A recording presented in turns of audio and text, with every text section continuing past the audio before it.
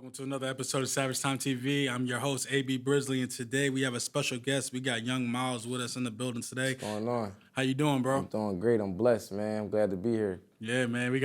This is our second run, man. Y'all not gonna see that. That might be a little, hidden cam footage, but we already ran one through, but this one's gonna be even better. Thanks. Let's just starting off. Tell our viewers where you're from, bro. Where you coming from? I'm from the east side of Wilmington, man, representing the projects, the struggle, the grit down, the dirty, the youth. You know, a lot of times when we say the youth, we don't say where they come from. We just say the youth. I see a lot of celebrities and a lot of the people who got a lot of power say the youth.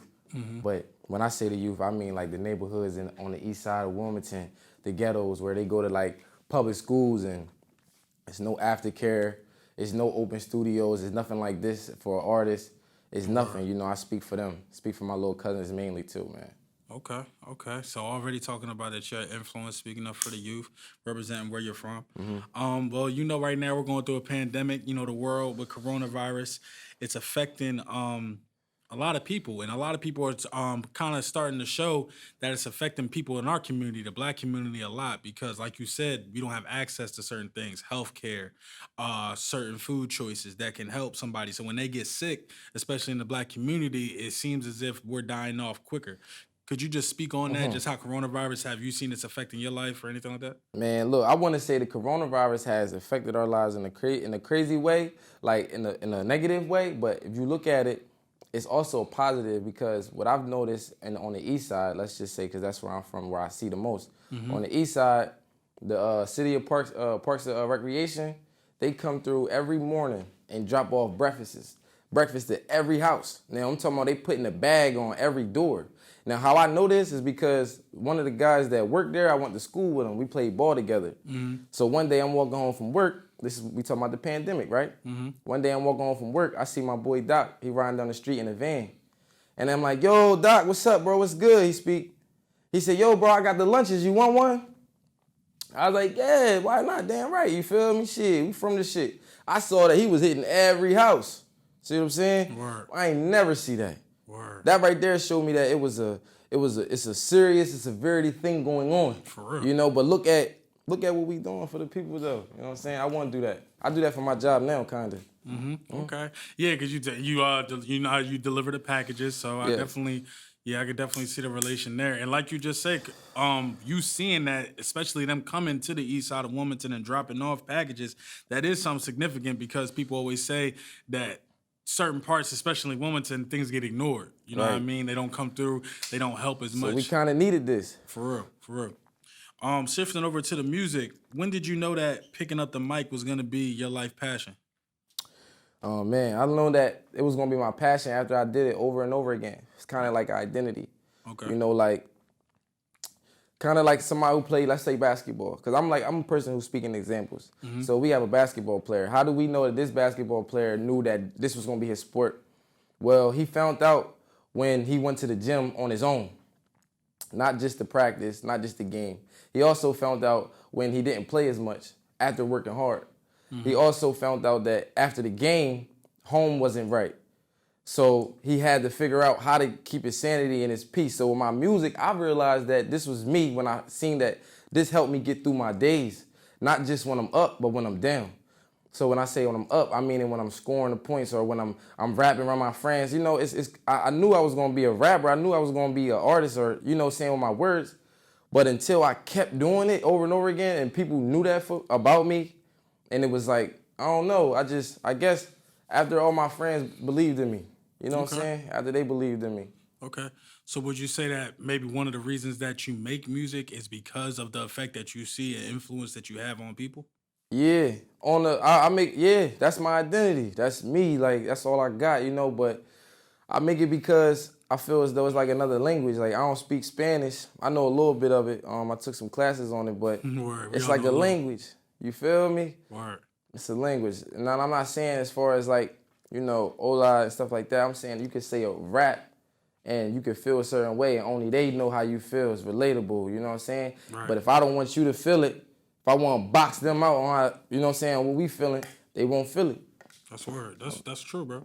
That's true. And that's good that you know that your music does that, and you know that you can have that connection with a person. That as long as you connect with one person, you get that message across.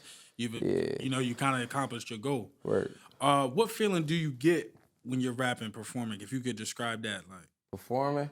If yeah, performing, definitely performing. Like, tell me about that. Like, do you get real nervous? Do you feel your stage presence is off? How do you feel when you up there on a stage specifically? Man, I feel like everybody get nervous. You know what I'm saying? Like I'm nervous a little bit right now. Word. But it's about, some people can't perform under the lights. You know what I'm saying? That's when you know who you are. It's like basketball. Yeah, so you kind of like on stage, you get nervous for like first 2 seconds. And after that, once you start rapping, and you just go in your own mind. I be in my own head, but the old times, like I haven't performed in a while, but like a couple of months ago or years ago when I performed, a lot of people knew who I was, so it was kind of like I was trying to keep myself up with them. Like, okay, like a basketball player. This is like not my first game. Everybody done saw me play before. They know I can dunk the ball. I never won a championship, but they see I'm real talented and spectacular. Now, my job is to make sure that I continue to excite the fans every night. Right. No matter what, you feel me? You nervous, but just keep exciting them. It's not about showing them I can play. They know that. Okay. You know that? And when I say excite the fans, I mean now when I hop on stage, they're not just going to see me perform. They're going to kind of like feel me more. You know what I'm saying? Like I want them to, because before I was just rapping and performing, but now it's like I can stop, talk. Yo, how y'all doing? Look in the crowd, see who, read energy. I can do that now. Okay. Got older. So your stage presence is definitely growing. Yeah. Like we always talk about, like I said before, you know that you influence a lot of people, but who would you say influences you, your life, and your music? Like, are there people that influence you? My mom. Okay, talk to us about that. Talk to us about her. Your Man, relationship my with mom, that's my baby girl. She influenced me a lot because, I'm the only child. And being only child with that, it's like, okay, it's a little different. You know what I'm saying? That's my motivation for everything. That's is no other way I can say it. Is my mama. Feel me? She been there. I owe her the world. Word. Shout out to her. Yeah. Yeah, you bring up you being an only child. That definitely changes it because I'm the oldest of three, but I have friends that are their only child, and it's definitely a different dynamic. I could definitely see what you're talking about there. Shifting back to the music, could you describe your sound for us? Oh man, I would say depending on depending on what I'm doing, I could be rapping or I could be singing for you. Okay. It's like a mood. My music is like a mood. It's not a genre or what's the genre? Hip hop, rap. But it's not like a certain, he's this or he's that. Right. He's different moods. If he rapping, most likely he hot about something. Or most likely he cocky or he not cocky, but confident. But if he's singing or he melodizing, he probably really going through something. Or overall though, everything's the truth. Mm-hmm. Rapping or singing is the truth. It's just different forms of how I want to say it, how I want you to feel it. Because, you don't want everybody to know you down or you don't want everybody to know you winning. So it's kind of like that with music. I could be rapping and I could be rapping hard because I'm upset, but I'm not trying to literally like show y'all right there. You feel me? So I might rap some hard shit. Or if I'm really hot, I might rap the hard shit. I might sing the shit and not rap because I know that if I sing it, it's going to get off to you more. Because I felt basically the severity of the pain or the emotion depending on the style of rap. Okay, all right. So I definitely can feel that. So basically feeling how you feeling definitely goes into your music and how it's sounding at the time. Yeah. Well, so going into that, could you explain this single, I'm Chosen? Could you explain that music? Yes. I'm chosen, man. I feel like, I was explaining myself to all my fans and the people that I love that I rarely talk to. I don't know. I have people in my life that I got love for, real love for. I really don't really talk as much to. Mm-hmm. That kind of hit hard. So with the music, that's the only way I can really talk to them. Okay. Damn. All right. So shifting back, now that you're kind of growing up and you're pushing forward in your career, and you see like in the music business, some people are signing to big labels, some people are staying independent. Where do you see yourself going in that like label versus an independent route? Oh man, it's crazy you said that. In 2 weeks, I'm not gonna say who, but I'm talking to somebody. They just want to talk to me. Okay. But So it's stuff in the works. You got Yeah, something in it's the stuff works? in the works. But you know what, bro? I'm really not like I'm a rapper, but I'm really not like a per se. I grew up wanting to be a rapper because that's not what I saw. Right. You know, it's not what we saw, so we didn't want to be that. But having these opportunities, like my aunt told me, she said, "Live your dream, B." She said, "Live your dream." We ready to get deep now, cause this deal thing is real. I was contemplating if I want to stay indie or go with a label or something like that. Mm-hmm. So yesterday I was with my aunt, and I said, "I need you to play the devil's advocate right now." She was like, "All right, we drinking and shit." I said, "You know, this person hit me up. They said they put some strings together for me and they got me to talk to somebody, right?" And I was like, "Nah," from the door. It's the first thing I said, honest to God. I said, "Nah, I don't want to talk." And I was like, because I ain't ready because of certain shit. And she said, "Look, this is a great opportunity and you just need to listen." So when I told my aunt that word, listen, she said, "B, how many opportunities you gonna turn down?" Because the other day, I had somebody, Gilly the Kid hit me up and he wanted to do some things, you know, and I'm ready, I just wasn't ready. I didn't want that. You know, I'm not a rapper. I'm from here. Come speak to me live. Come see where I'm from, see who I am. You know what I'm saying? I don't say nothing about the music. The music gonna come. Come speak to me, especially when it come to like being with you. Mm-hmm. You know what I'm saying? So my aunt said, "You turned that down."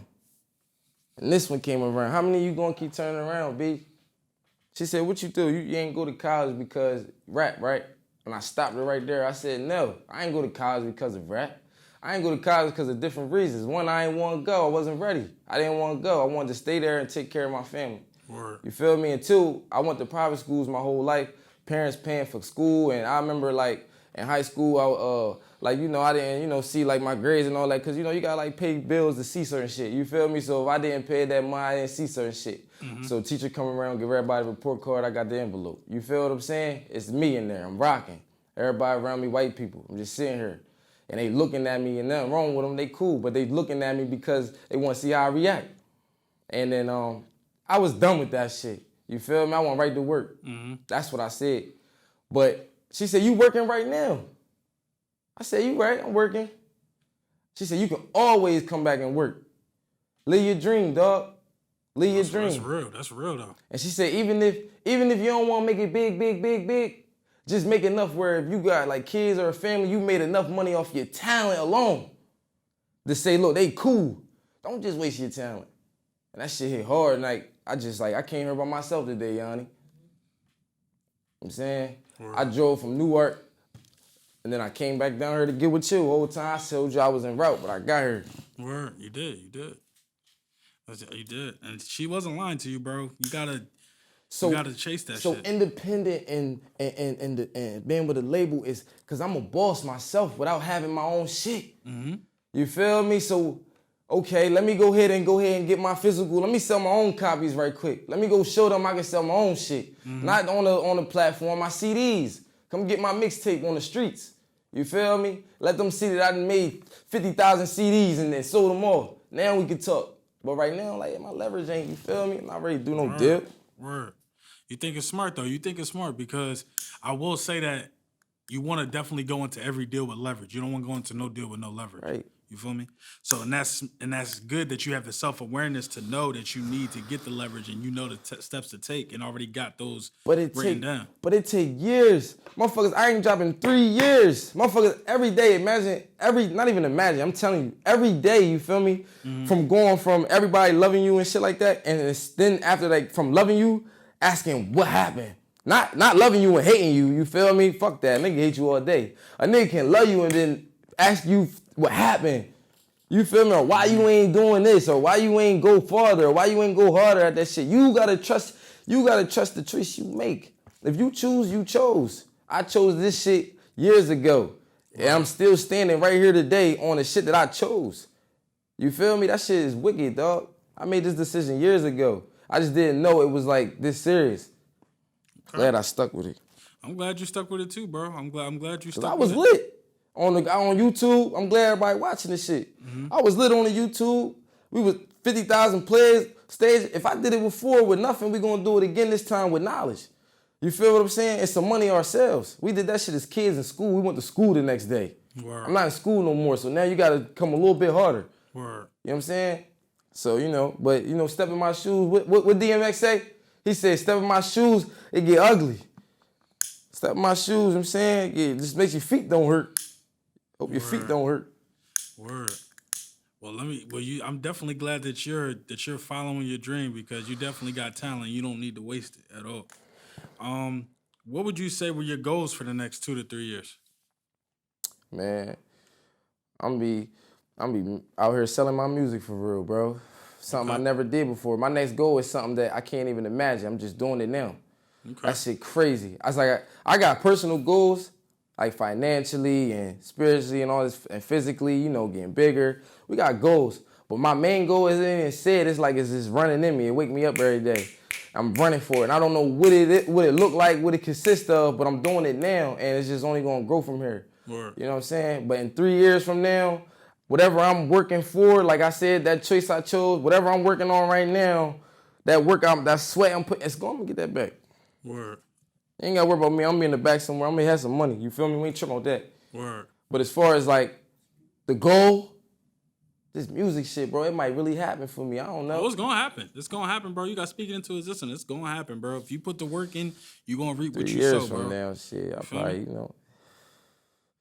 I'll probably have my own clothing line out. There you go. And I'll probably learn how to mix already, like make my own music, like mix myself in 3 years.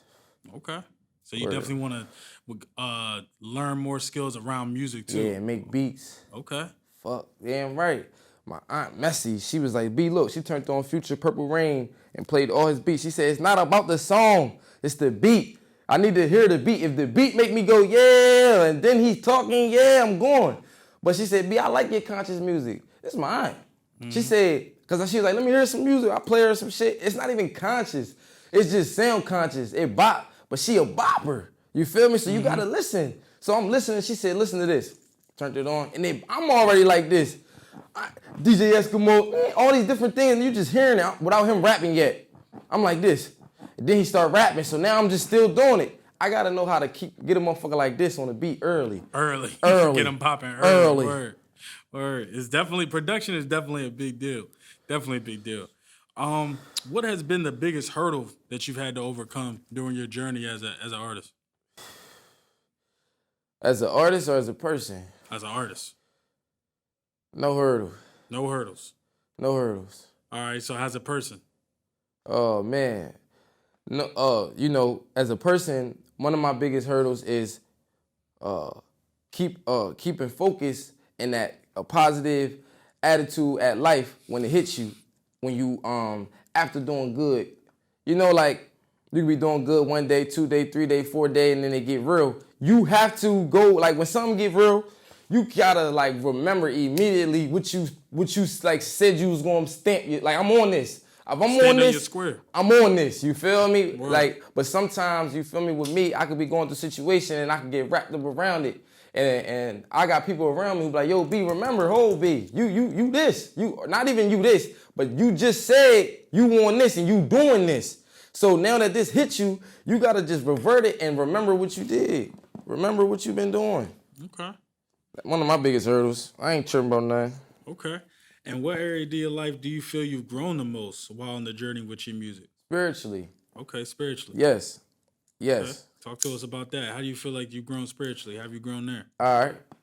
We're gonna go forward, backwards. Okay. We're not gonna go from how I felt before and then how I feel now. I'm gonna say how I feel now and then how I felt. All right. Feel me?